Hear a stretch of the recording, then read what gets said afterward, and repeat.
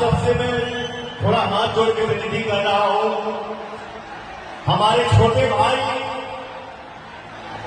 विजय चौहान जी और मेरी छोटी बहन शिल्पी लाल जी फंसे हुए हैं कहीं बीच में। जहां कहीं भी हो आप लोग जो भी भैया है उनका सपोर्ट करें और मंच तक पहुंचा दे। मुझे पता चला कि शिल्पी को शायद चोट भी लगा है, तो आप सबसे रिक्वेस्ट है कि विजय को और शिल्पी को मंच में लाने का कष्ट करें और थोड़ा सहायता करें प्लीज।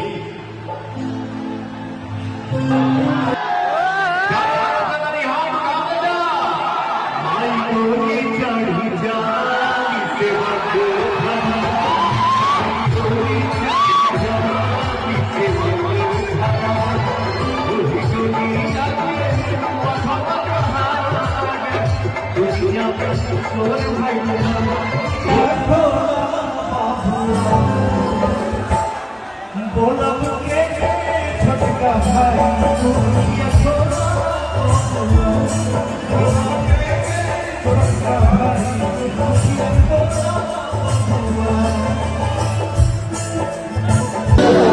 ये लड़का जो तस्वीर बनाया है और मेरा